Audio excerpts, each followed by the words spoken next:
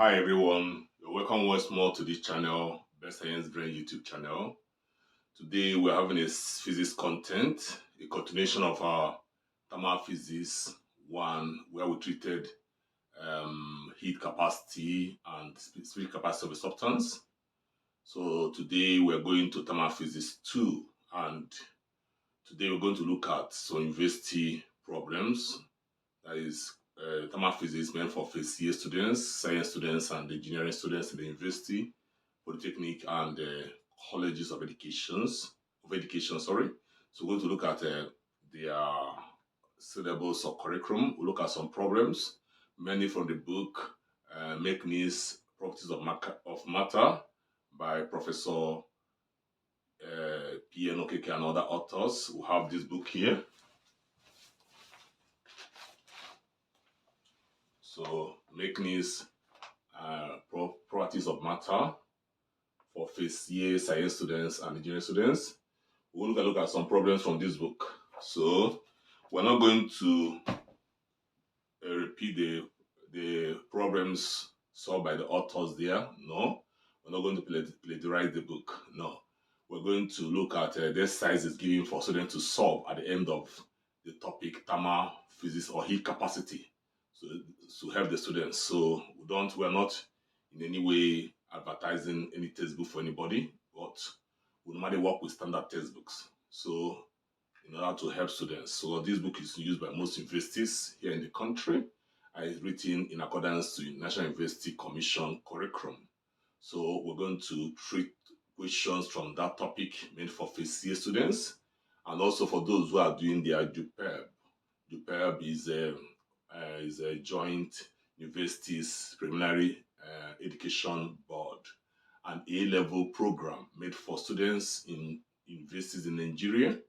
So that after doing the program, they can now enter second year. So JUPEB is just a step ahead. That is for university intended undergraduates. So after the JUPEB program, they go to second year of their respective courses. So that JUPEB program. So which is also what they study in JUPEB is also equal to what they study in year 1. So the same syllabus as first year students. So for whatever country you're watching us, we know that we are in YouTube partnership program. So our channel is moving globally. So for whatever country you're joining us, we are treating the same syllabus meant for university students.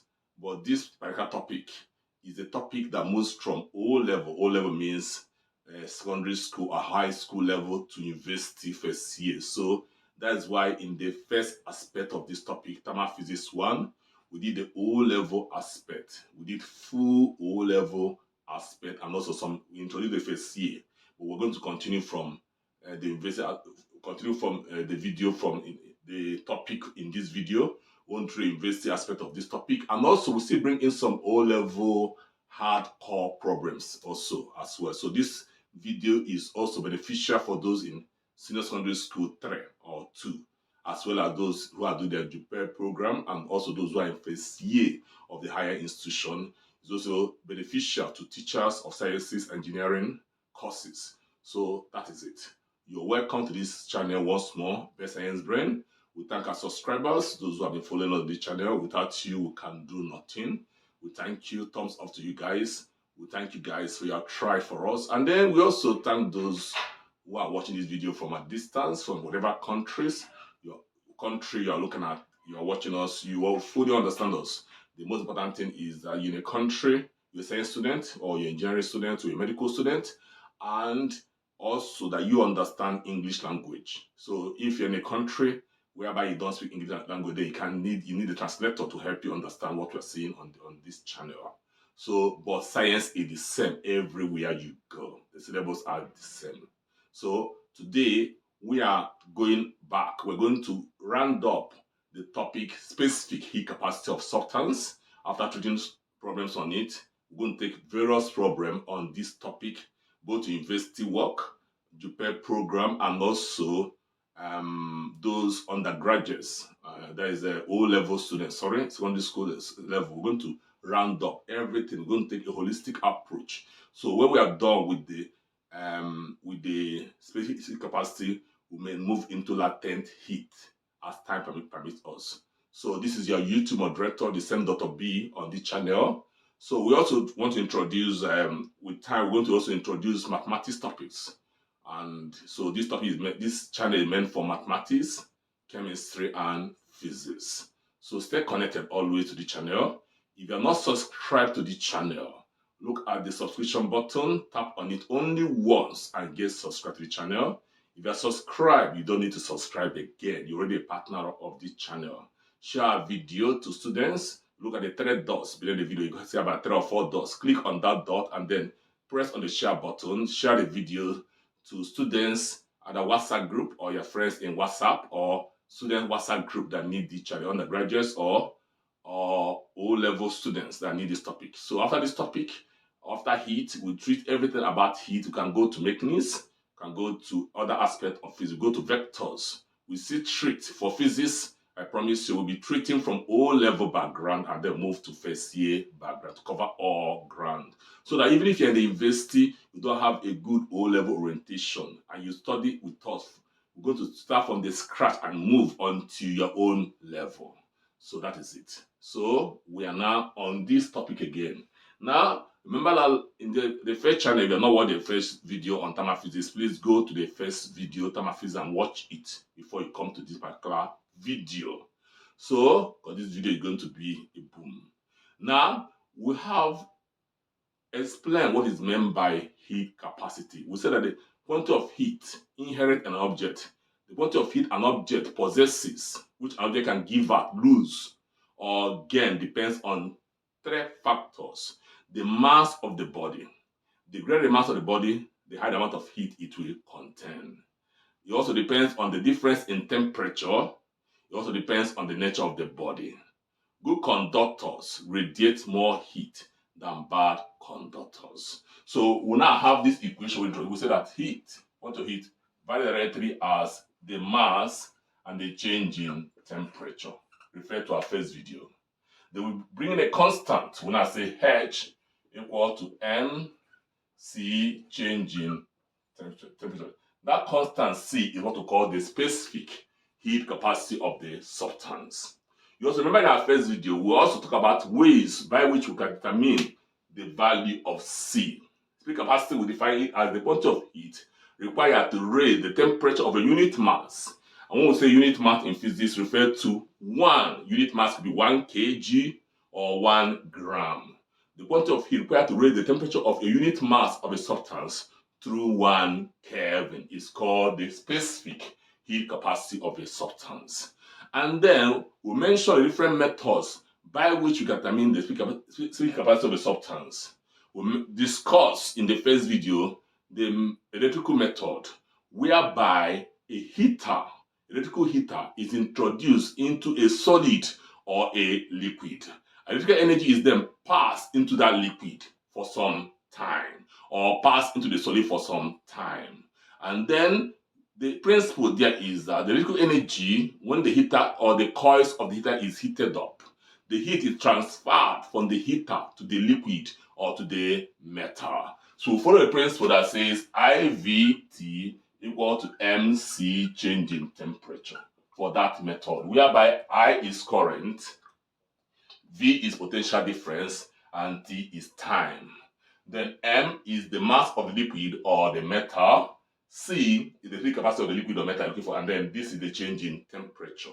And this formula is used if we neglect the heat capacity of the container in which the liquid is contained, or in which the solid is contained. Had it been that the container or the calorimeter in which the liquid is contained has a significant heat capacity, we can use IVT equal to M1 C1 change in temperature plus M2 C2 change in temperature. So come again. If the container has a negligible means insignificant heat capacity, that means we have to use this formula. This is current, PD or voltage, time, the mass of the liquid or the solid, the heat capacity of the liquid or solid, and then the change in temperature. But if the container has a significant heat capacity, we have to introduce the heat gain by the container.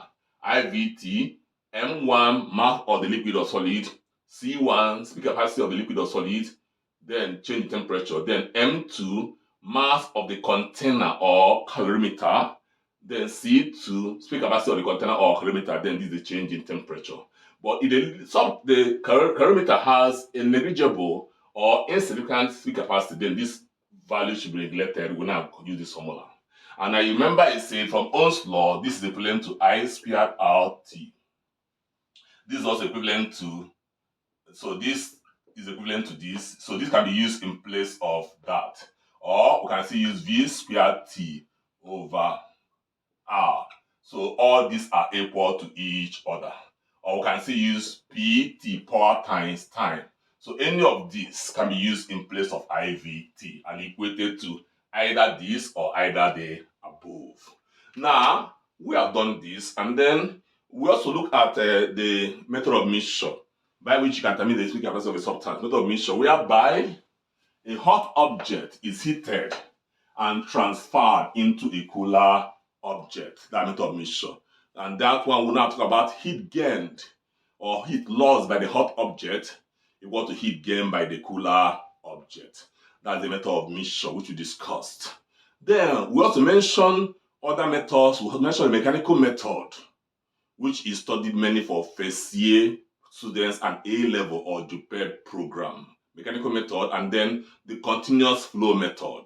So in this video, we're going to look at the continuous flow method. We'll start with this continuous flow method. So we'll have to look at this. So this is university part of the topic we're studying. Continuous flow method.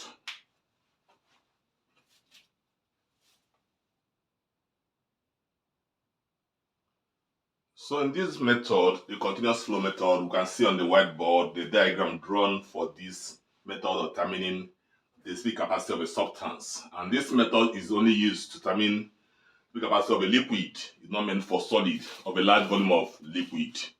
So it has the advantage of the fact that it does not take into consideration the speed capacity of a calorimeter, because we don't use the calorimeter in this method. So the speed capacity of a calorimeter that should be used is neglected in this method.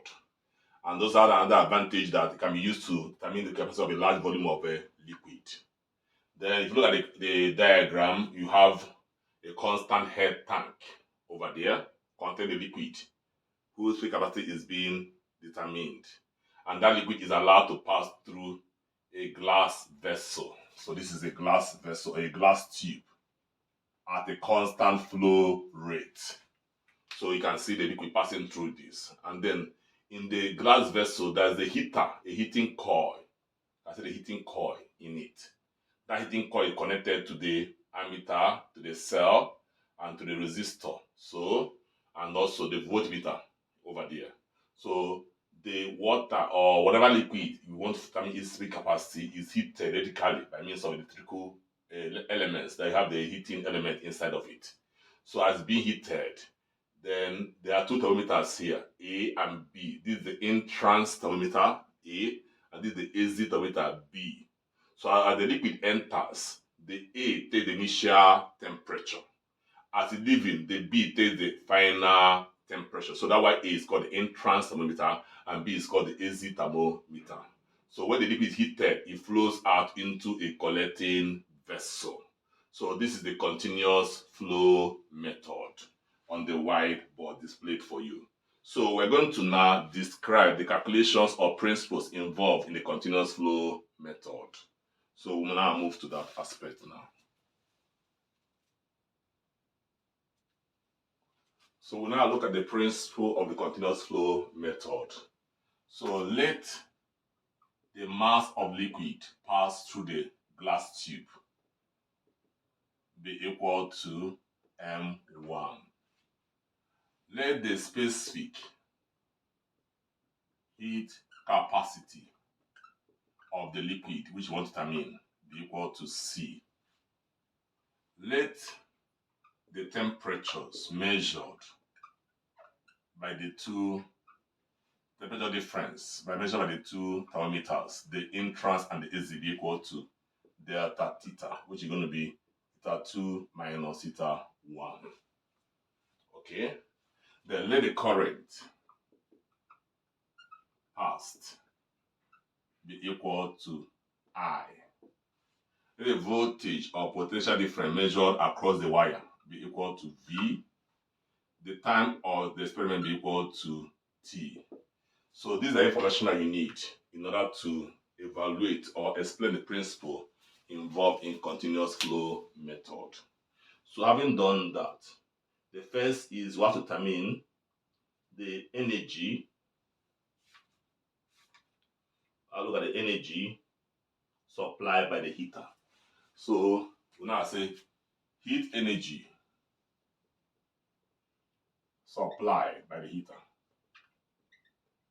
which is in form of electrical energy, will now be equal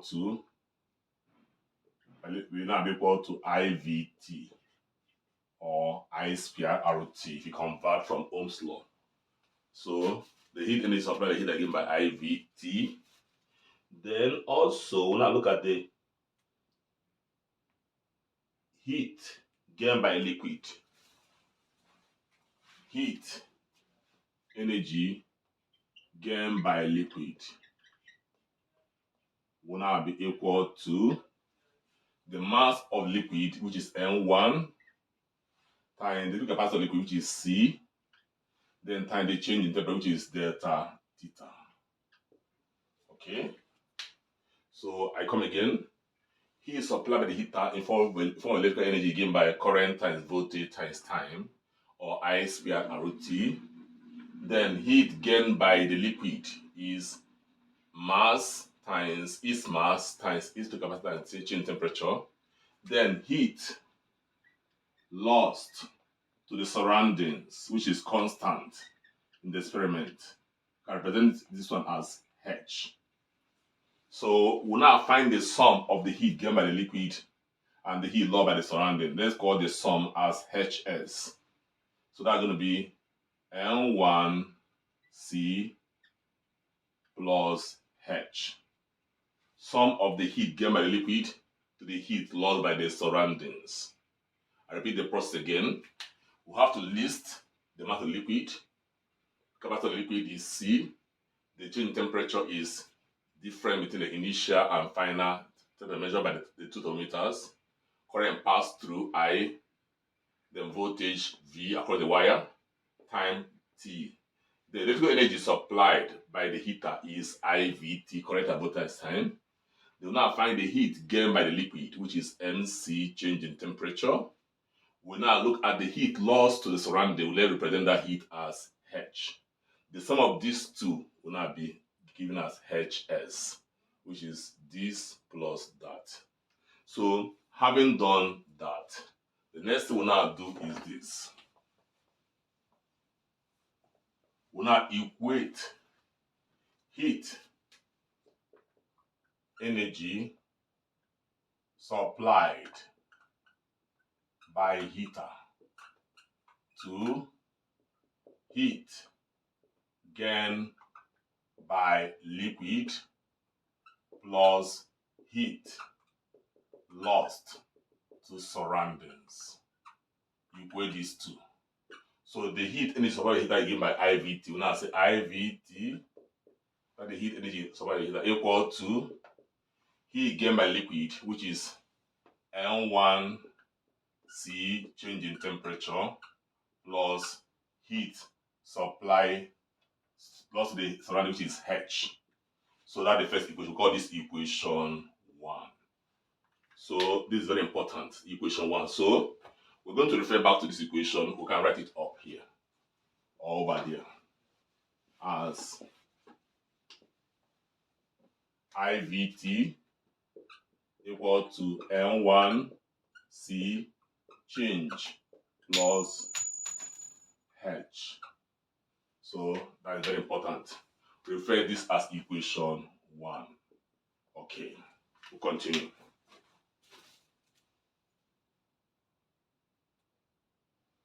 So we'll still repeat the experiment. We'll still continue the experiment. Now, have to examine under condition, which is for case 2. The first equation we have for case 1, the first one we describe. So we can call the current I1 for this, V1 for that, and time is constant. I1, V1. So time is constant for the two of them since it's steady state operation. So I1, V1, since we are having a different experiment again. So under a different condition, please, for the same experiment. So we're going to use I1 for the first current we use, V1 for the first voltage, then T is constant, and everything follows. So the next experiment, we'll continue with the experiment, and then we'll see pass more liquid into the glass tube. So we can now say let the second mass now will pass through in the same experiment. Also liquid that is passed through after the first case, let's call that one M2. Then the specific heat capacity be equal to C, because we can the same liquid will mean the same thing for in the first case and second case. The change in temperature, let's call it delta theta, because we want to have the same change in temperature. For instance, if the change here is 5 degrees, it will also remain 5 degrees. This could be from 40 to 45. This one could be from 55 to 60. The difference will remain the same thing.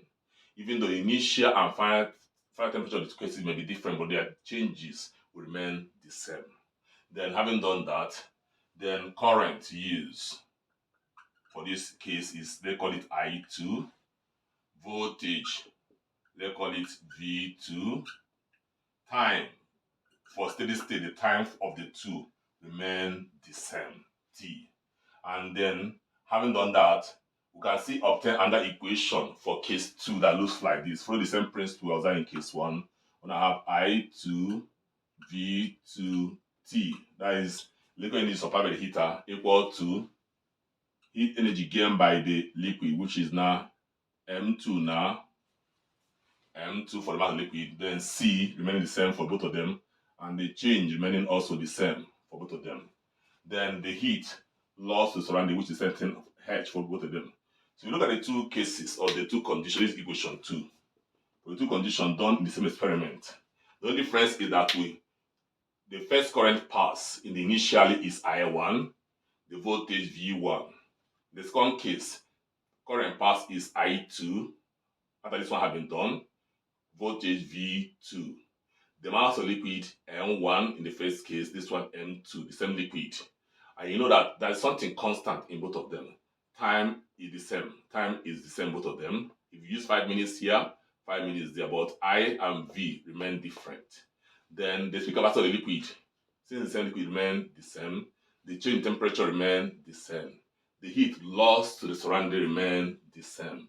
So you have these two equations obtained for the experiment. So having done that, what next do we do? We now subtract equation 1 from 2. You subtract equation 1 from equation 2. So we now have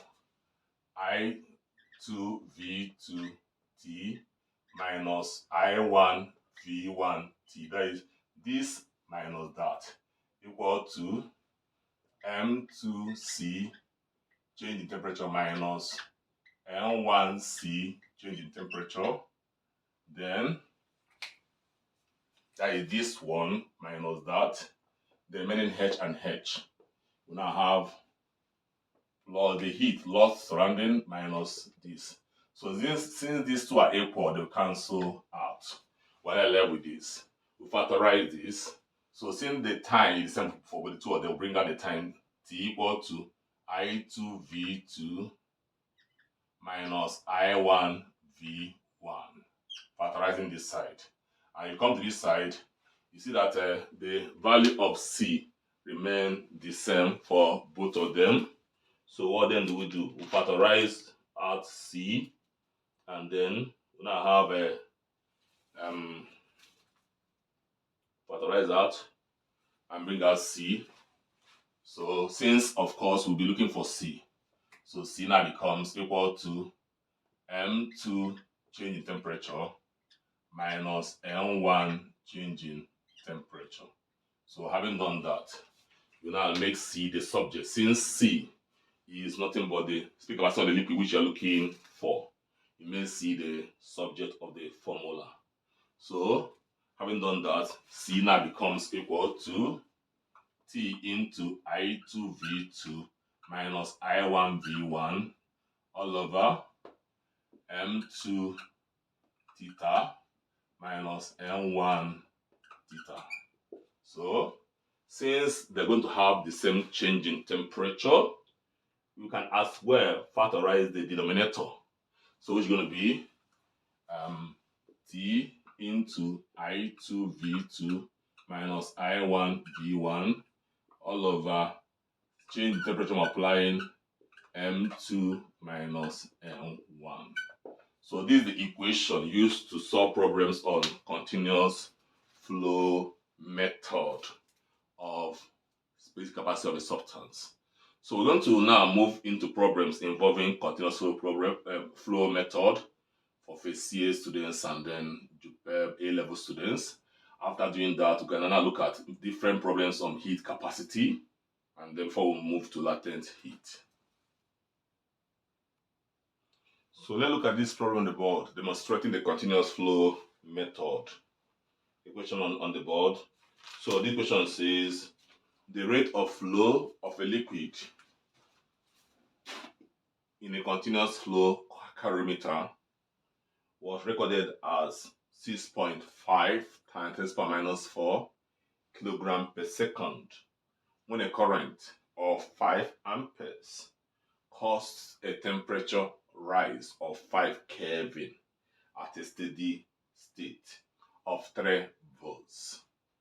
The rate of flow was increased to 9.6 times to the power 4 kilogram per second, and the current raised to 6 ampere at 4 volts in order to maintain the same rise in temperature.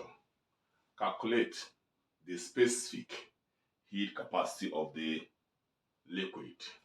So look at this problem. We have to itemize what we have here. We have case 1 and case 2 here. So you look at the board. We are given the rate of flow. This rate of flow means mass over time. What it means is that the mass of liquid flowing in the first case is 6.4 power minus 4 kilogram. In what time? The time there is 1 second. Okay? Then, because per second, that means the meaning of that. So when a current of 5 ampere current pass through, we call it I1, is 5 ampere. And the difference in temperature, the rise in temperature for this first is 5 Kelvin. And then the voltage given to us as 3 volts, that potential difference across the heater is 3 volts. So the mass 6.5 to the power minus 4 kilogram, time interval, time is 1 second, current 5 amperes, voltage 3 volts, then difference in temperature is 5 Kelvin. Then we continue for the second sentence. The rate of flow was increased to the second case or case 2. The mass is now recorded as 9.6 power 4 kilogram. Then time remains also 1 second. So the time should be the same. Then, and the current is raised to, current is now I2, 6 amperes. Then the voltage is now 4 volts. Then in order to maintain the same temperature rise, so the difference in temperature remains the same temperature rise. So difference is 5 Kelvin.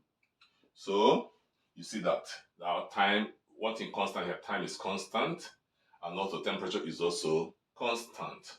What else is constant? Since it's the same liquid, they will have, it will be the C, the value of C, which is the speed capacity of the liquid will also remain constant. So having done that, I think we have to wipe the upper side so that we can take this up. And then since we have collected all we need for the calculation, so wipe this equation and then move this up. So for case 1, the mass of liquid is 6.5 minus 4. We take our time as 1 second because the rate is kilogram per second. So 1 second, current used is 5 ampere. Our voltage 3 volts. Change in temperature is 5 amperes. So for case 2, we maintain the same flow. Mass of liquid is 9.6 power 4 kilogram. Time is also the same, 1 second. Voltage change to 4 volts. So I call this one V2, call this one V1. And then our I2 is 6 amperes. Change in temperature remains 5 Kelvin. So you see that the change in temperature remains the same, 5 Kelvin for both of them. And then also what is constant, time remains constant. So we need to call this one T. No need to use T1 and T2 here. T and T because they're equal. And then we'll call this one also change temperature and change. Not like 1 and 2 here because they are also equal. So having done that, so now applying the continuous flow state or steady state for each case. Let's start with case 1 and see what we're going to do about it.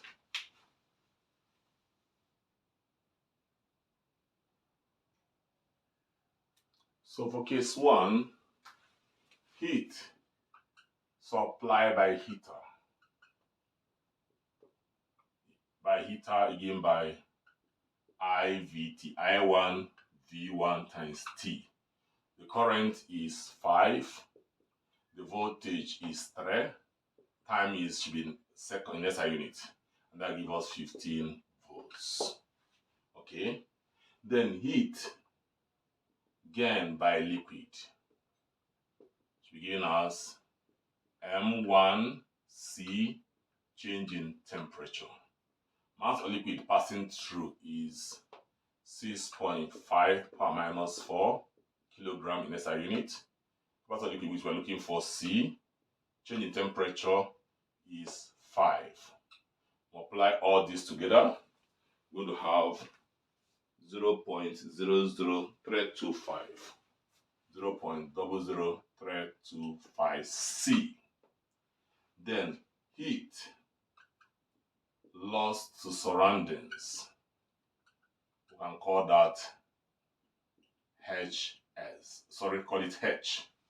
Then total heat, adding heat gained by the liquid, that is value, to heat lost to surrounding, we now have 0.00325 C, which is unknown, plus H. Adding these to heat gained by liquid to the heat lost to the surroundings together. So having done that, we can wipe the upper side. And then what then do we do? We now equate heat supplied by heater. Heat supplied by heater, we equate it to HS. You know what HS means? HS is nothing but the sum of the heat gained by the liquid and the heat lost by the surrounding, which is this. So now say the heat supplied is 15 volts. Now say 15, sorry, not joule, 15 joules as energy. 15 joules equal to 0.00325 C plus H. Because our equation 1. So having done that, repeat the same process for case 2. In case 2, we now say heat supplied by heater, which is in form of electrical energy, again by IVT. Now I1 V2, I2, sorry, V2, and then T. So the value of your I subscript 2 is 6. Value of your V2 is 4. Their time is the same, 1 second. That gives us 24 joules. Having done that, repeat the same thing over there. Heat gained by liquid, begin by M2C times change in temperature. The mass of liquid in this case is 9.6 power minus 10 power minus 4. This is minus 4, please. minus 4. Then the capacity of liquid is constant, C. The change in temperature here is also the same, 5. Multiply this together, we're going to have 9.4 minus 4. Then multiply by 5. That gives us 0.0048 C. So that's this. Then heat lost by surroundings or to surroundings remain constant for both cases, which is same thing as H. Then the sum of the heat gained by liquid to the heat lost by surroundings give us the same as 0.0048 C plus H. We'll call this equation 2. So we have equation 1 up there, have equation 2 over there. So let's bring this one to this side. So before we do that, yes, before I forget, before we do that, we have to do is we have to equate. Let's wipe the upper side. Before we bring them together, we have to equate heat supplied by heater. The same thing we did over here. To the sum of heat gained by liquid and heat lost to the surrounding. So that's going to be, his one is 24 equal to 0.0048 C plus H. This is then our equation 2, not this place, equation 2. So having done that, we can wipe this side. We have enough space for solving. Wipe this side and wipe the other side. So when we have done that, we now subtract equation 1 from 2. So the value on the left hand side here is 24. Here is 50. So now say 24 minus 15. So this minus that equal to the fair value on the right hand side here is 0.00486 minus 0.00325 C. Then you have plus H minus H. So this cancels out. So having done that, 24 minus 15 gives us 9. Then 0.0048 C minus 0.00325 give us 0.00155 C. So it makes C the subject. C now becomes 9 all over 0.00155. The value of C for the liquid is now 5806.5. 5806.5 joule per kilogram in SI unit. When you put your answer in standard form, you can have it in this form. 5.81 times, or let me put this way, 5807 times power 3 joule per kilogram in standard form. That's the approximate of it. So that is it. Our answer. So this is one of the ways, one problem showing the continuous flow method. So problem we'll take another problem on that, and then after that we'll now look at some other problems on speed capacity of substances. So we have another problem on continuous flow method on the board that says a current of 2 amperes at a potential difference of 3.5 volts was passed through a liquid S of mass 140 gram for 10 minutes, causing its temperature to rise from 120 degrees Celsius to 125 degrees Celsius at a steady state. At the second instance, 3.5 amperes at a potential difference of 5.5 volts was passed through 180 grams of the same liquid at the same time interval and temperature rise as the former. Calculate the specific heat capacity of S. So this question is also under continuous flow method. We're going to solve it using the same principle we applied in the first example that we took a few minutes ago. So we have to have a first case, case 1, have also case 2, we itemize what is given to us. So the current used in the first case is 2 amperes. We call it I1. The voltage applied to the heater, call it V1, is 3.5 volts. And then the mass of the liquid in which the heat was applied is 140 grams. So since these are in standard, you have to standardize this unit by dividing by 1,000. That gives you 0.14 kilogram. So for 10 minutes, our time, call it T1, 10 minutes. Convert the time to seconds, work in standard units, SI unit. That gives you 600 seconds. Then the causing a temperature rise from 120 to 125. So difference in temperature is going to be 125 minus 120, that gives us 5 degrees Celsius or 5 Kelvin. Difference remains the same in both temperature units. Whether it's Kelvin or Celsius, the difference remains the same. So when I say at the second rise instance, we have another case, current I2 used here is 3. The second sentence, 3.5 amperes. What's the difference? V2 is 5.5 volts. Then was passed through, the mass of liquid now changed, was increased to 180 grams. Convert to SI units, that'll give you, by divided by 1,000, that'll give you 0.18 kg of the same liquid at the same time interval.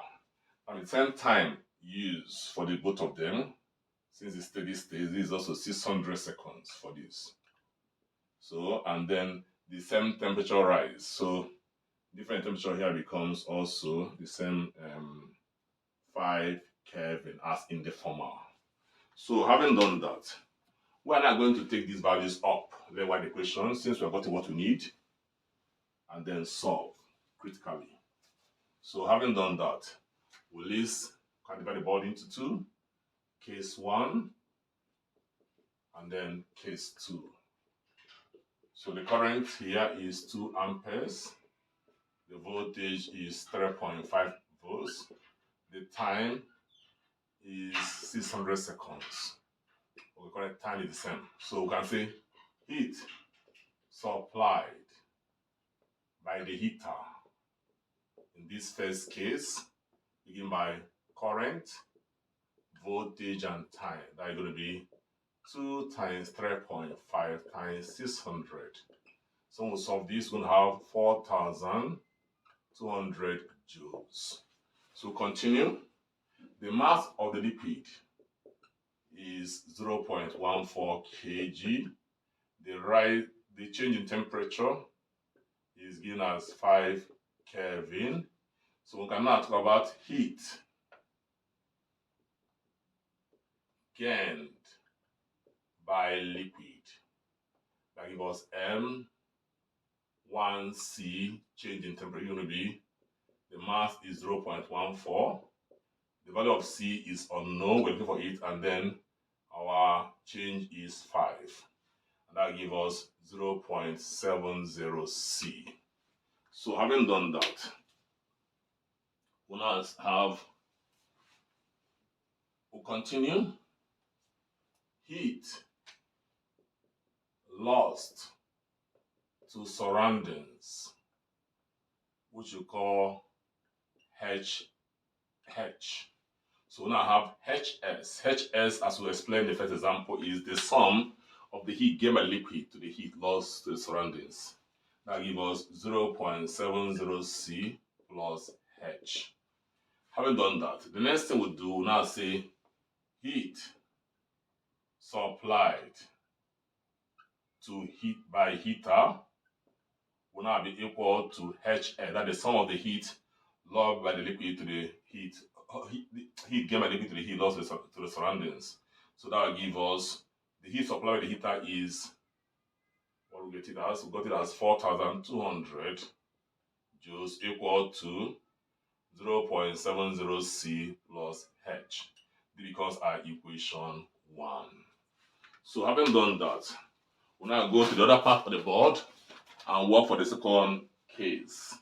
For the second case, the current, this one is I1, the current here is I2, 3.5 amperes. The voltage V2 5.5 volts. The time remained the same, 600 seconds. So heat supplied by heater will now become equal to I2V2T. That becomes 3.5, and V2 5.5 times is 600. So we'll apply all this together. We'll be getting the value.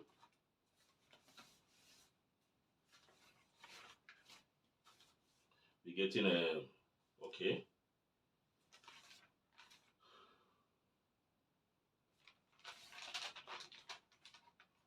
We're getting 11,550 joules. So 11,550 joules. Okay, that is it. Then we'll now look at heat gained by the liquid. Mass of liquid in this case, remember the M2, clean it up, then get the equation. The mass of liquid in this case is 0.18 kg. Okay, that is 180 grams here. The change in temperature remains the same thing, remain 5 Kelvin. And then the heat gained by liquid becomes equal to M2C change in temperature. Going to be 0.18 times C times 5. That gives us 0.90 C. Then heat lost to surroundings remain the same in both cases, become H. So total heat, which is the sum of the heat gained by liquid and then the heat lost surrounding, will now become 0.90 C plus H. That is it. We apply the same principle over here, which is heat supplied by heater to equal to the total heat. That is this. So the heat supplied by the heater in this case is 11,550. Now I say 11,550 equal to then this 0.90 C plus H. It becomes equation 2. So we have equation 1, we have equation 2. So we can white the board and then move upwards. So white the board and move upwards and then solve, make it clearer. So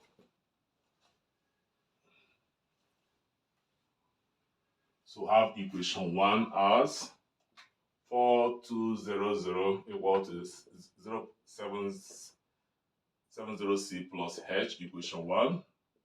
Equation 2, 11,550 equal to 0.90 C plus H, equation 2.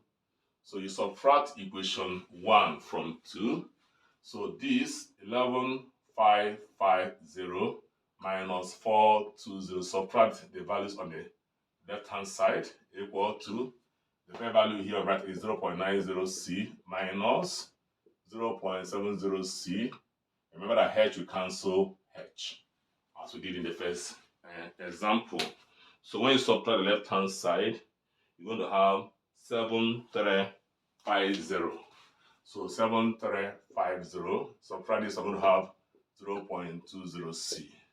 So making C the subject of the formula and C represents the specific heat capacity or liquid S, which we are looking for.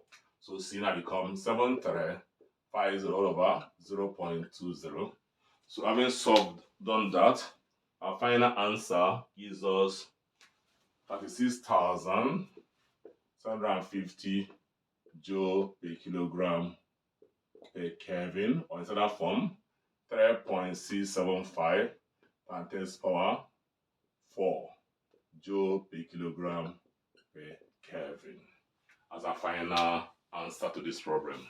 So having solved problems on continuous flow method, the question is, what are the advantages of this continuous flow method? The first advantage here is that the speed capacity of the heat capacity of the calorimeter need not to be known. So the heat capacity of the calorimeter is ignored in the calculation. So that is an advantage over the electrical method and also over the method of mixture. Number two advantage is that it is more accurate because we use more thermometers. So it is more accurate. We use more thermometers. We can use mainly the resistant thermometer for this measurement. So here we use two thermometers, unlike in the method of mixture or in the electrical method, whereby you only use one thermometer. So this is more accurate due to the use of the exit and the entrance thermometer. So it can also be used, I mean, the big capacity of liquid at different temperatures, at various temperatures.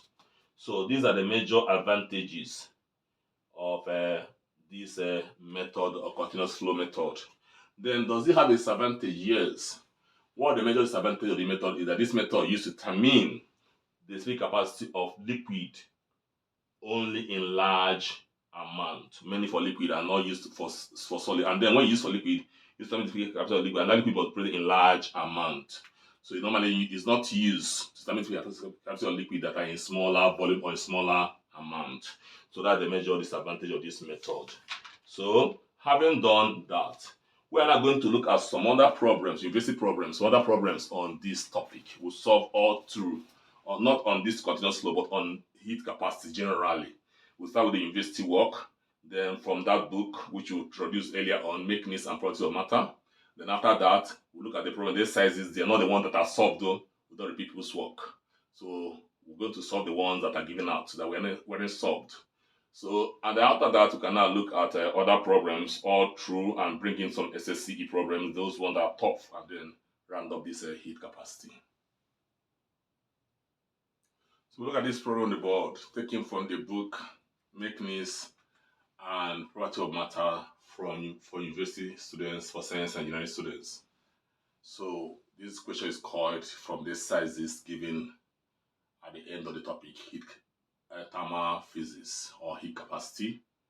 Question says a copper can of mass 0.20 kg contains 0.08 kg of water at 2 degrees Celsius. Left shot of mass 0.1 kg at 90 degrees Celsius were rapidly transferred into the water. Assuming no heat losses to the surroundings, calculate the final temperature of the mixture. Called for university physics. Then you have in bracket specific heat capacity of copper as 400 joule per kilogram per Kelvin. Specific heat capacity of water as 4,200 joule per kg per Kelvin. Specific heat capacity of lead as 130 joule per kilogram per Kelvin. This question is from method of mixture, not from continuous flow method. And this question is not even far different from somebody from secondary school physics. So that this kind of question can also be solved in secondary school WAEC examination or given in secondary school WAEC or JAMB examinations, whereby somebody in secondary school that is good in this topic can also solve this problem and get the answer. So you see there's not much difference here. So now let's look at this question. Let's itemize what we need and then we'll have go to the question. Copper can is mentioned for us here. So we'll have copper can. What else is mentioned? Water is mentioned for us here. We'll have water.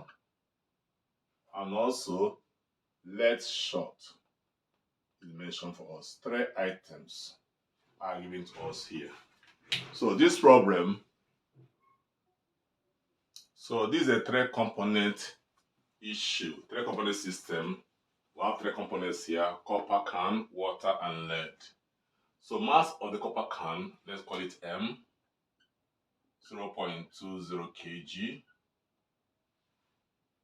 Okay, contains water. Mass of the water is 0.08 kg. At what temperature? So initial temperature of the water is theta I, 20 degrees.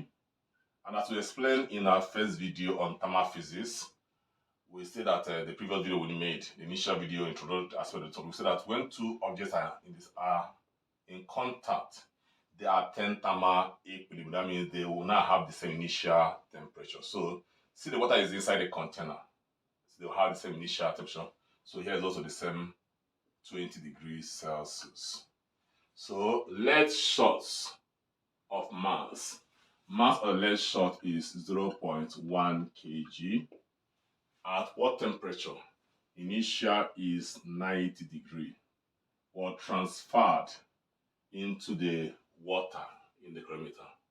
So say we have to calculate the final temperature of the mixture. So let's call the final temperature. Before we go on, capacity of the copper is given to us as 400 joule per kilogram per Kelvin. Is that here? What is it again? Capacity of water given to us as 4,200 joule per kilogram per Kelvin. And that of the lead given to us as 130 joule per kilogram per Kelvin. So we're looking for the final temperature of the mixture unknown, theta. So we'll have to move ahead to solve this problem. So since we have listed all that we need, we can clean the upper part of the board and then solve this problem. It's a very simple one that somebody in SSC can see solve this kind of problem and get the answer.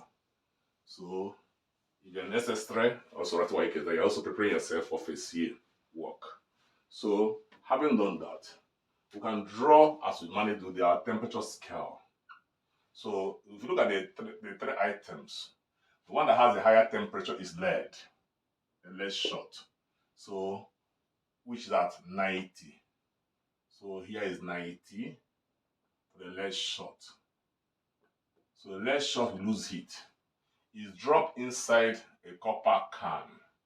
So at this point, this is the copper can and water.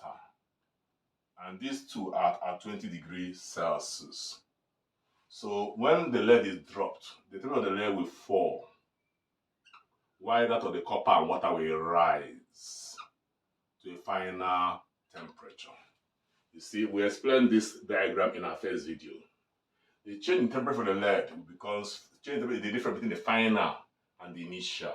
So since the lead has a higher temperature, the change in temperature for the lead will be 90 minus theta, because 90 is higher than theta. Then for the copper and water, because they are together, they will undergo the same change.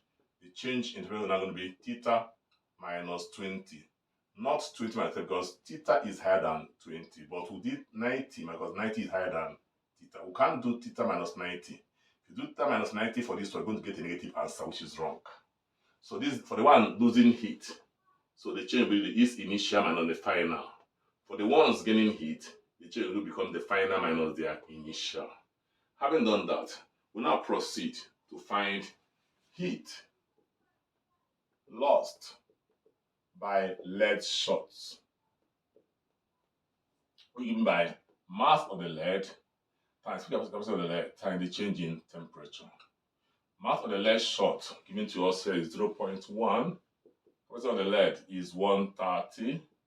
The change is 90 minus theta. So 0.1 times 130 gives us 13 into 90 minus theta. Open the bracket, multiply 90 by 13. Let's do it fast. 0 here. 7 carry 2. That gives us 1170 minus 13 theta.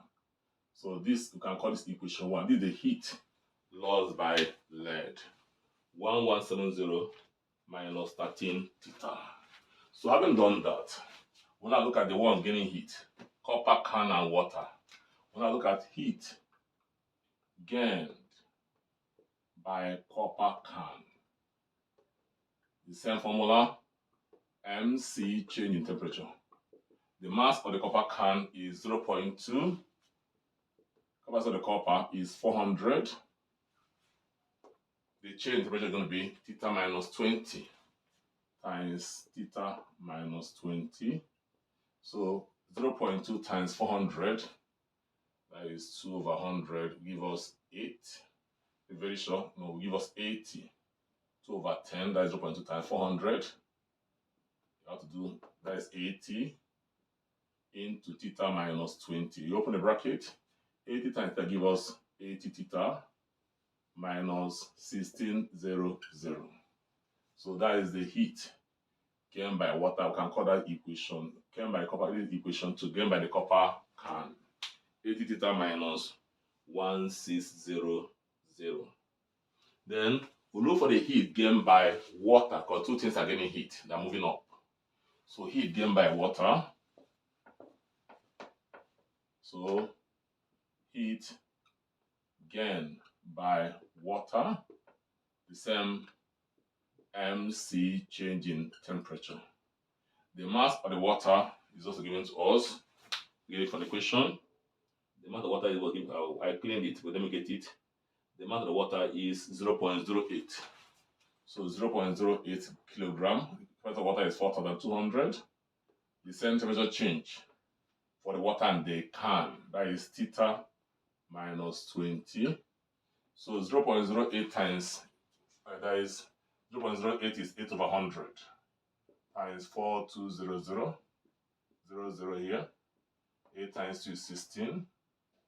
8 times 4 is 32 plus 1 is 33. 336 into theta minus 20. So if I open this bracket, I'm going to have 336 theta minus 6720. So this is the heat gained by water. So two items are getting heat. That is the copper can and the water. The two items gained heat.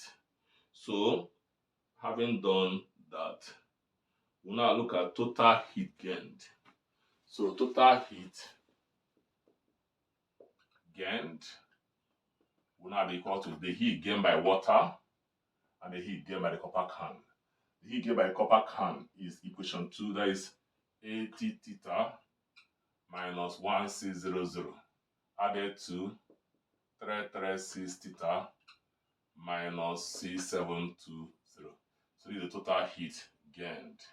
So I can circle it. Total heat gained by both the copper can and water. So having done that, we can go ahead, we can click this scale and continue our solving up. So we now do heat loss equal to heat gain. Heat loss is nothing but the heat lost by the lead shot, which is equation 1. We now have 1170 minus 13 theta, that's the heat loss, equal to heat gain. Heat gain is the heat gained by both the can and water, which is this expression, that is equation 2 plus equation 3. That gives us 80 theta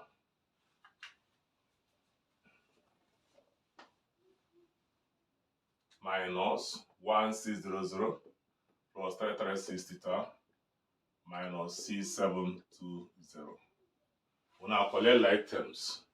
So we can move the term not containing theta to this side. So 1170 carries on the other side plus 1600, and then this one also to that side plus 6720. While those containing theta move to the other side, that is 80 theta plus 336 theta, then plus 13 theta. So we can look for the final temperature. So we'll add up our left hand side. We're going to have 1170 plus 1600 plus 76720. We have 9490 here. We now add up the left hand side, 80 theta plus 336 theta plus that gives us 429 theta. 429 theta. So looking for theta, you make theta with the final steady temperature of the subject. Then that becomes 9490 over 429. We'll divide these two values. Our final is going to be 22.1 degrees Celsius. And that is the answer at the end. If you look at, check it up at this size, that is at the end of the textbook where the answers are provided. 22.1 degrees Celsius. So having done that, we'll look at another problem also involving from that same university book. We'll take about 3 or 4 problems there before we go to other aspects we'll have for today's lecture. So look at the problem on the board that says under university problem from the book we are referring to, making this a process of matter for science and engineering students. Container holds 2.4 kg of water at 22 degrees Celsius. Into this water is placed a 0.60 kg piece of iron that has a temperature of 95 degrees Celsius. Assuming that no heat is lost by the water ion system, what would be the equilibrium temperature of the mixture? You look at this problem, it's similar to the last one we solved, but this problem is a two-component system. We're going to work with two items. Look at the question. We have three things mentioned for us there. Container is mentioned, water is mentioned, and iron is mentioned. But we're not going to involve the container in the calculation because the mass of the container was not given to us. Neither did they give us the space capacity of the container. That means it's assumed in the question that the container has a negligible or insignificant space capacity, so the container is neglected. So that's why you look at the question, say assuming that no heat is lost by the water ion systems, that means we have to neglect the container. So sometimes we have to read and understand the question before we start solving. Container is mentioned, but nothing about the container was given to us, no value about the container is given to us in the question. So we only work with iron and water. So let's go to the question, to the whiteboard. We have the water. We have also mass. We also have the iron. So mass of the water is 24 kg already, 2.4 kg already in SI unit. The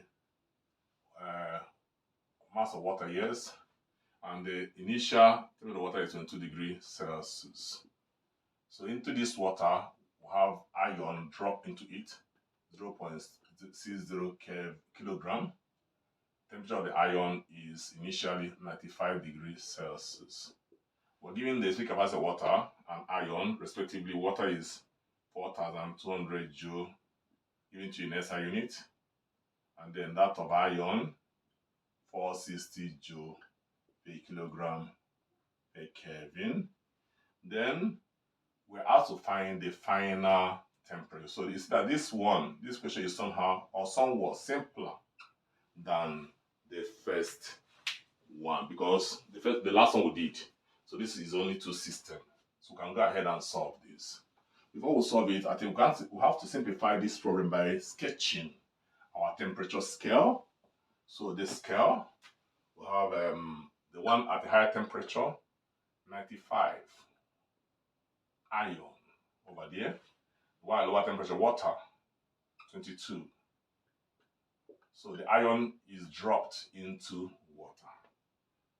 So the iron temperature will fall and water own will rise to find our temperature theta. So the difference between temperature for iron will be the bigger value, 95 minus theta. The change temperature for the water is going to be theta minus 20 because theta is higher than 22. So having done that, we'll now start solving. We'll say heat lost by iron being at a higher temperature using MC change in temperature. The mass of the iron is given up to us as 0.60. Capacity of the iron is given to us as 460. The change given to us as 95 minus theta. You can work out this with calculator or otherwise. With a calculator, 0.6 is set as 6 over 10 times 460 over 1. 0 cancel 0. So 6 times 6 is 36. Carry 3. 24. Well, that is 27. 276 into 95 minus theta. You open the bracket. 276 times 95. And that will give us 276 times 95. That will give us, they get it clear. That gives us 26220. So 26,220. Then 276 times that gives us 276 theta. That becomes equation 1 for the heat lost by iron. So having done that, we now go to heat gained by water. So container is not included here. By water, the same formula. This question, as you know, is also from method of mixture. By water Mass of the water is 2.4. Capacity of water is 4,200. Then times the difference in internal is theta minus 22. So multiply this together and get your answer. 2.4 times 4,200. If you do that, that gives us 10080. So 10080. Having done that, then into theta minus 22. So let's continue. You open the bracket, 10080 into theta minus 22. So let's cross check that value whether we are right or we are wrong. So we are right. So 10080 times theta. So they get it right, please. Yeah. So 10080 times theta give us the same 10080 theta. So 10080 times 22. Just calculate. We're going to have 221760. 221760. That becomes equation 2. So having done that, we can now apply heat. Can wipe this side. Can now apply heat lost by iron, heat gained by water. Equate them together. So heat loss is 26220 minus 276 theta. Heat gain 10080 theta. You can wipe this side. Don't need it again. Minus 221760. Okay, collect like terms. 26220. This one crossing. Plus 221760 equal to 10080 theta. This one crossing plus 276 theta. So we'll add the left hand side and then we get in 247980. 247980. Out of the right hand side, getting 10356. 10356 theta. So theta becomes 247980 over 10356. Dividing to get our final temperature. And that gives us 23.9 degrees Celsius. Confirmed answer. So that is it. Move to the third question from the same book. So I have another problem on the whiteboard that says how much heat is required to raise the temperature of 3 liters of methyl alcohol from 20 to 45 degrees Celsius. Specific heat capacity of methyl alcohol equal to 2512 joule per kilogram per Kelvin. Density of methyl alcohol equal to 0.791 kilogram per liter. So looking at this problem has nothing to do with mixture, but they're just looking for heat. Amount of heat required to raise the temperature of object given by H equal to MC change in temperature. This is a simple problem. Now, if you look at this, this is what you need to get this formula. There's no mixture here. So you're looking for the amount of heat required to raise the temperature of alcohol, a particular volume from 20 to 45. So we need to get the mass of the alcohol, because if you look at the equation, they don't give us the volume of the mass. They gave us the volume. The volume of alcohol is 3 liters. No mass. And there's no provision for mass in this question. So how to convert this volume to mass? How do we do that? Remember the formula for density. Density given by mass over volume. So make mass the subject. Mass is density times volume. So density of alcohol, you need it. Given to you there. If you don't have it, you have to do for it. So I have 0.791 kilogram per liter. Multiplied by the volume of the alcohol is 3 liters. So I shouldn't convert here because the units are uniform. Liter here is the liter there. So liter cancels liter.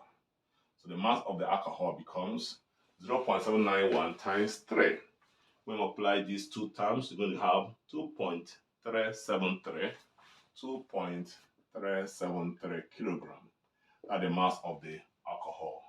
Then the capacity of the alcohol is given to you here. You can see it, 25.2 or in SI unit. Then the change in temperature, how to get the temperature change? The difference is between 45 and 20, which is 45 minus 20, which is 25 Kelvin or Celsius. Applying the formula above, which is MC, change in temperature. So the mass is 2.373 in SI unit. The capacity of the alcohol, 2512 also in SI unit. The density, the change in temperature, 25, returning SI unit, all true. When we apply this, the amount of heat required to raise that temperature from 20 to 45 will give us approximately 1.5 times 10 to the power 5 joules of heat energy. So this question is a very simple one. The only task you have to perform there is convert the volume of the alcohol to mass. Without it, you cannot solve it. That makes it somewhat technical. If not, it's almost the same as O-level student can still solve this. Simple as that. So this lecture also is of benefit to O-level SS3 students. So I will have another issue on the board, also a university question. We have a glass beaker has a mass. Let me read the question once again. A glass beaker has a mass of 150 grams and a specific capacity of 0.2 cal. That cal means calories per kilogram per degree. After 400 grams of water is poured into the beaker, the system is allowed to reach room temperature, that is 20 degrees Celsius. Next, 100 grams of ethyl alcohol at 70 degrees Celsius is poured into the beaker. If there is no heat losses from the beaker water alcohol system, what will be the final temperature? In brackets, CW, that C means specific capacity of water, is 1.0 calories per kilogram per degree. Then C of alcohol, 0.97 calories per kilogram per degree. If you look at this question very well, we have three items here because we're going to make use of three items because their masses or their values are given to us. The beaker, the mass 150 grams. The water, the mass 400 grams. And also the alcohol, the mass is also given to us. So the three components are all given to us in the question. And you look at the question down, the last sentence, you see where they mention the beaker water alcohol system. That is a three component system. So let's go on to list what we have here. We have beaker. We have three component system. We have what again? We have water. We have also alcohol. So after I will transfer this up, let's just list what we have. The mass of the beaker is 150 grams. Divide by 1,000 to convert to standardize it to kg. And then speak about of the glass beaker of the glass is 0.2 calories per kilogram per kg, given in calories, not in joules. So water is poured in it. Amount of water poured into the beaker is 400 grams. Then convert to kilogram by 1,000, standardize the unit. Then water is poured. The capacity of the water is given to you in bracket as 1.0 calories per kilogram per degree or per Kelvin. Anyhow, that's okay.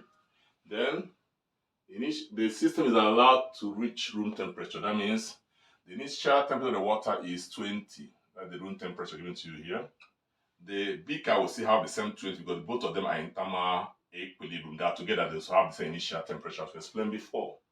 Then next, 300 grams of ethyl alcohol. So mass of alcohol is 300 grams. Convert to Kelvin, 0.3 kilogram. At a temperature of 70, so this one is high. Its initial is 70. Then the capacity of the alcohol is 0.97 calories per kilogram per degree or per Kelvin. Let's use Kelvin uniformly. So we're now looking for the final temperature is unknown, theta F, unknown theta. So we have analyzed the problem we have on the board. This is the values we need. Then we can go ahead and solve the problem. So let's write the upper side of the board and then solve up for clarity. Then we see that we can draw a temperature scale here. Among the three items, the one that had the higher temperature is alcohol. So alcohol is going to lose heat at 70. While these two are together at 20. So, sorry. So 20. So water and beaker. Beaker means container, please. Glass container. So alcohol was poured into this system. So the alcohol is going to come down while these two will rise. The final is theta. Then the change in temperature for alcohol will now be nothing but 90 minus theta. While the change for these other two, beaker and glass, will be theta minus 20, because theta is higher than 20, so that will be theta minus 20. While this one, 970 is, so 70, no, 970 minus theta for the alcohol. So having done that, we'll now look at heat lost by alcohol, giving us MC, change in temperature. The mass of the alcohol is given to you here as 0.3 kilogram. The liquid capacity of the alcohol is 0.97. Then the change in temperature, which is 70 minus theta. So when we solve, we have 0.3 times 0.97. So solving this out, that gives us, let's multiply. 0.3 times 0.97 gives us 0.27. So that gives us 0.27 into 70 minus theta. Open the bracket once more. 0.27 times 70 will now give us 18.9. 18.9 minus 0.27 theta. We can call this equation 1. So that the heat lost by the alcohol. Then we'll now move to heat gain by these ones, beaker and water.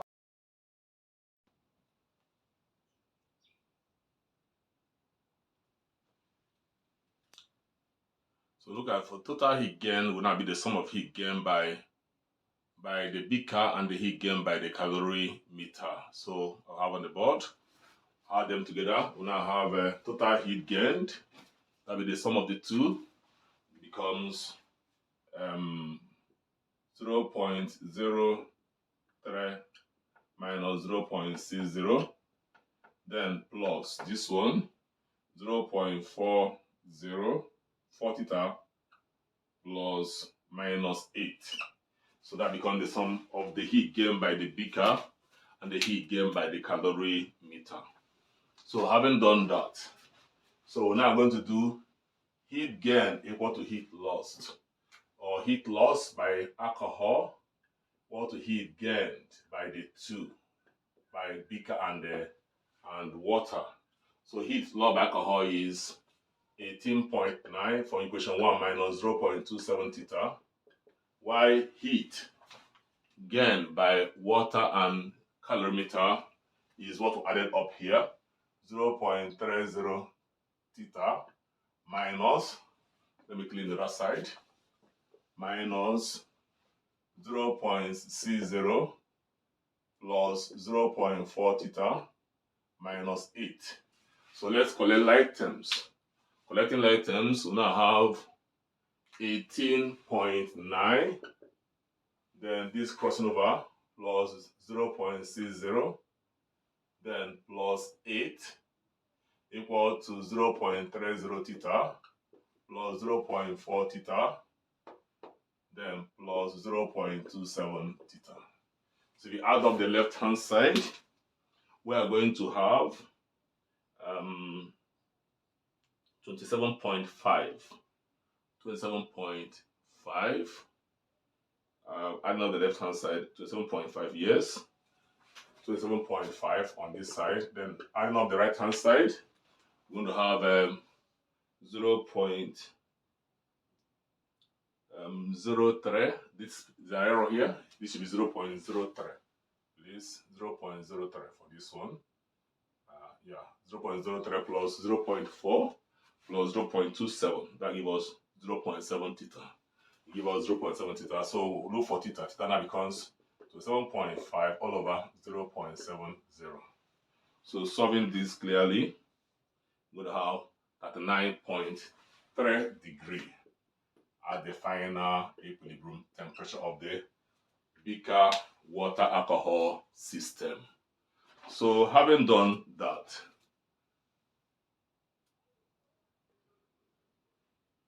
so look at the question on the board, which is a JUPEB past question that says a 250 grams of water at 65 degrees Celsius is added to 150 grams of water at 5 degrees Celsius. Neglecting heat absorbed by the surrounding, determine the equilibrium temperature. In bracket, how specific heat capacity of water to be equal to 4,200 joule per kilogram per Kelvin.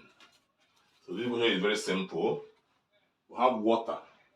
Is a water system. Let me say two component system. Water at different temperature. Water at 65 and water at 5 degrees. So we can call the first hot water HW. The one at higher temperature. The other one cold water. I call it CW. So the mass of the hot water is 250 grams. If you want to standardize it, it's 0.25 kg divided by 1,000. Its initial temperature is 65. It's added to water, 150 grams of water. Mass of this other one is 150 grams. Standardize it, 0.15 kg. Temperature initial is 5 degrees Celsius. Then you also find the equilibrium, that is the final temperature of the mixture.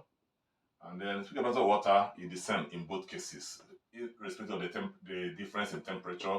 They have the same value of C. So having done that, what then do? We move up to, we can sketch our temperature scale for the two systems, hot water and cold water. So we now have hot water at 65 degrees, cold water at 5 degrees. So when mixed together, this one will drop, while this one will rise. So the change here is going to be 65 minus theta, higher minus the final, while this one, the change is going to be theta minus 5. So having done that, we now proceed. Heat lost by hot water will now become equal to MC change in temperature. The mass of the hot water is 0.25. Capacity of water is 4,200, given to you in bracket. The change in temperature is 65 minus theta. We can call this equation 1. So heat gained by cold water. So the same formula, MC change in temperature. But this question is under method of mixture. The mass of the cold water is 0.15 or 150 grams. So we substitute 0.15. The capacity of water is the same 4,200 because they are the same substance.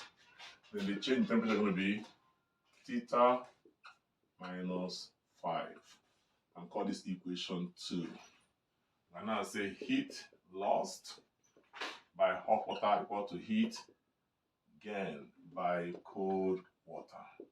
So we equate it to 0.25 times 4,200 times 65 minus theta equal to 0.15 times 4,200 times theta minus 5. So equation 1 for the heat loss, equation 2 for the heat gain. So you find out that the value of the sweet capacity of the water is the same for both, whether irrespective of the temperature difference. So you can just cancel this value here and cancel because they are equal to each other. That means even if I use, even if I don't use the value, if the value is not given to you, you can just call it C. And the place you see remains the same C because they are the same. So if the value of the sweet capacity of water is not given to you, just also cancel because the two of them are equal to each other. So that 4,200 is not relevant for this question because they are the same, so they will still cancel out. Whether you open the bracket or not, they will cancel out. So now I have 0.25 into 65 minus theta equal to 0.15 into theta minus 5. Then you open your bracket. 0.25 times 65 will give us 16.25. So 16.25 minus 0.25 times theta, like this. Then 0.15 theta minus 0.75. Having done that, we can now collect our like terms.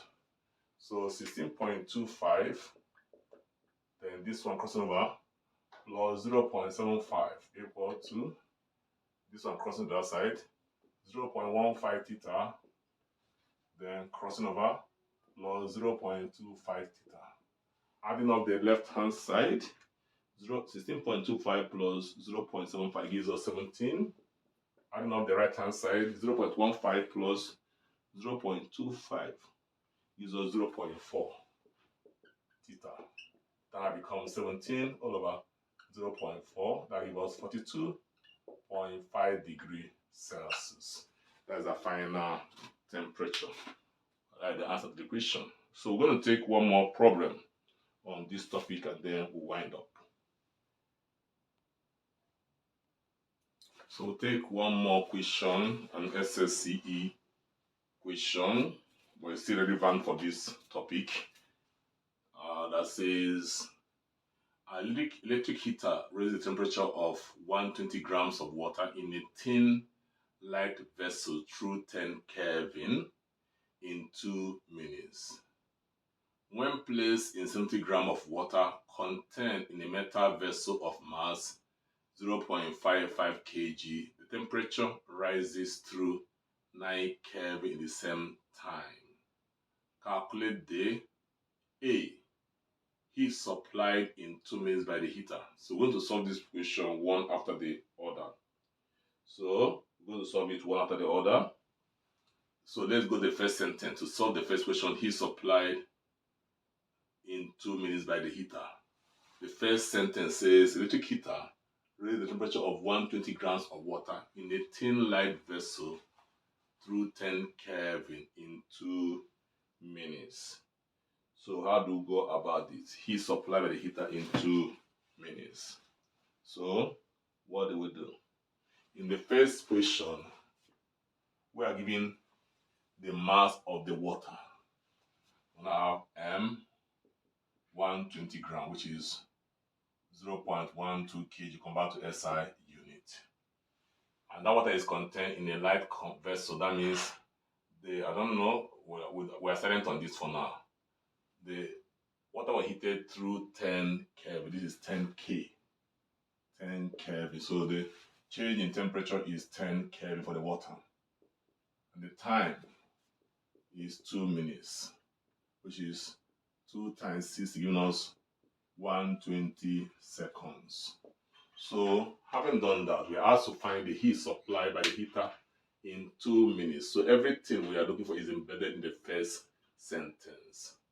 Now to find the heat supplied to the heater in 2 minutes, remember that we're supposed to have used, since the heater is electrical equipment, we're supposed to have used IVT to find the heat supplied by the heater in 2 minutes.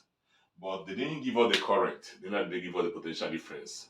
Or we're supposed to use I squared RT. But there's no current, there's no resistance of the heater filament. So this formula cannot work. So it's somehow ambiguous, or it gets confusing whether this question is right or wrong.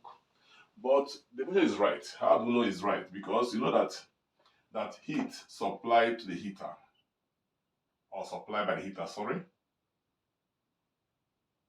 is sent in is equal to heat gained by water. So since we don't know our current, our voltage or time, if we're able to calculate the heat gained by the water, is something as the heat supply by the heater. The two are equivalent. So we use this to find the heat gained by the water. When we get it, the answer becomes the same. So heat gained by water is MC, change in temperature.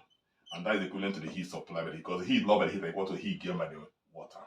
So the amount of water is 0.12 kg. The amount of water is gained to us as 4,200. The change in temperature is given to us as 10 Kelvin. So when we apply everything, our final answer becomes 5,040, 40 joules. So this is the heat gained by the water, and heat gained by water is equal to the heat supplied by the heater. Heat energy is conserved, so heat lost by heater is what the heat gained by water. So this question is technical. You have to think before you solve it. The next question says we should find B, the power of the heater. The power of the heater. So how do we find power? We'll go to question number 2. So power of the heater, that is B, part of the question.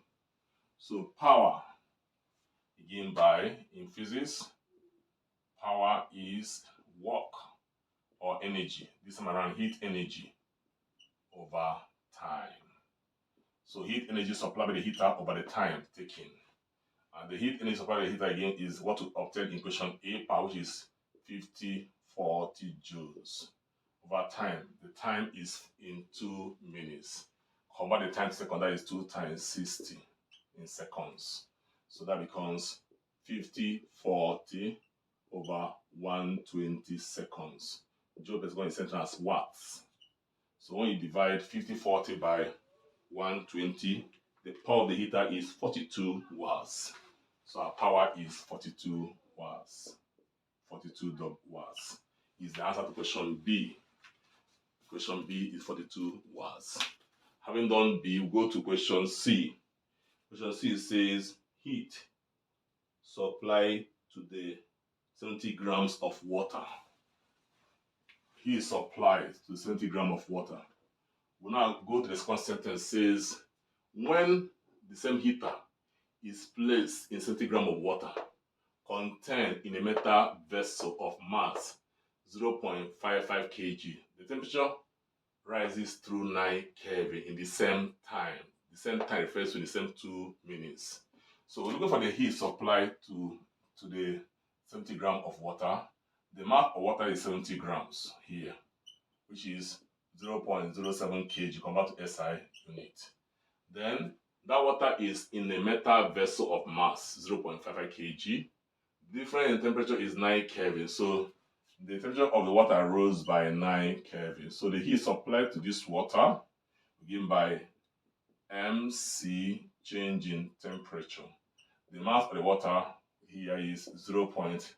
The temperature of water remains the same, given to us at 4,200. Then the change in temperature is 9 Kelvin.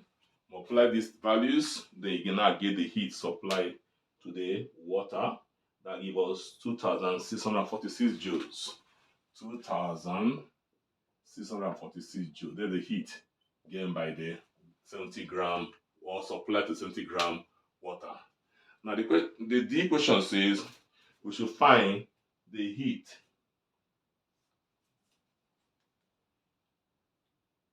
capacity of the heat supplied to the metal vessel.